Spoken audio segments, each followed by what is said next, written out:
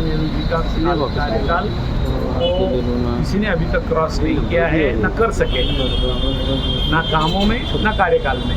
इसलिए उन्होंने हवा में तीर उड़ा रहे, हम ऐसा करेंगे और पंडित जी की बराबरी कोई करने वाला है?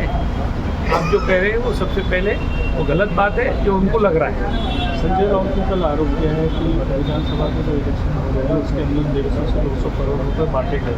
संजय राउत साहब की बात एकदम सही है।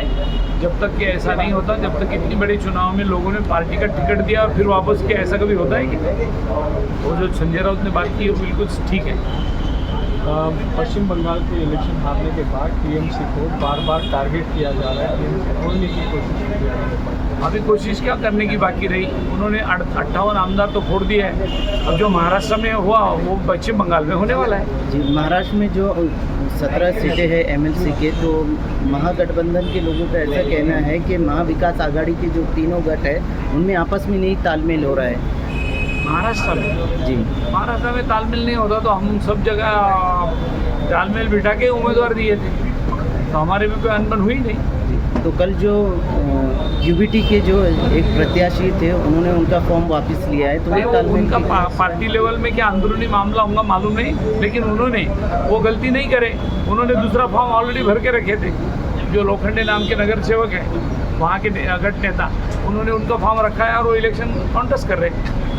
तमिलनाडु में जो है डीएमके काफ़ी नाराज चल रही है कांग्रेस से। उन्होंने साथ ही साथ संसद लोकसभा में भी अलग बैठने की डिमांड की है और कहीं ना कहीं वो डिमांड पूरी हो चुकी है। इंडिया ब्लॉक से अलग रहने की बात कर रहे हैं। देखिए ये सियासत में ये बातें चलती रहती है।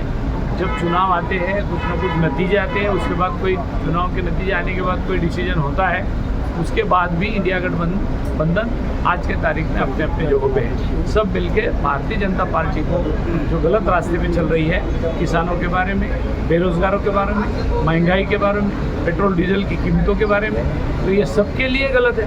इसलिए ये सरकार के खिलाफ सारे पार्टियाँ हैं। जी, किसान आज भी नाराज़ है।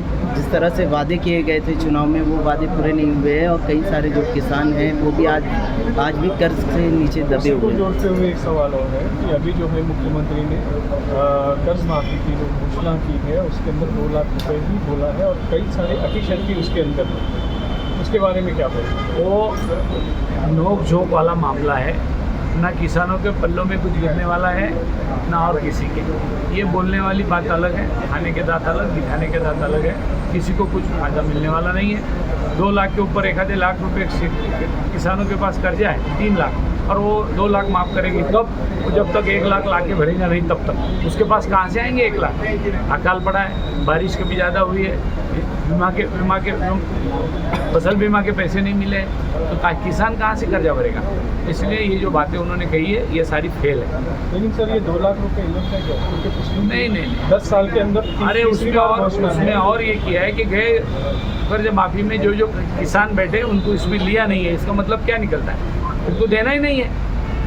क्योंकि इससे पहले भी जो 2021 में कर्ज माफी हुई थी उसमें भी 2 लाख रुपये थे, तो अब भी 2 लाख रुपये हैं, तो उस वक्त के 2 लाख और इस वक्त के 2 लाख में कुछ तो फर्क है। नहीं, उन्होंने क्या किया है, चुनाव में क्या बोला था, एक तरफा पूरे के पूरे सारे के सारे काश्तकारों को एक साथ कर्ज माफ़ी देंगे और उनका 7/12 कोरा कर देंगे। लेकिन उन्होंने उनका जो जाहिरनामा था उन्होंने वो संभाले नहीं, गलत बात करे, झूठ बात करे।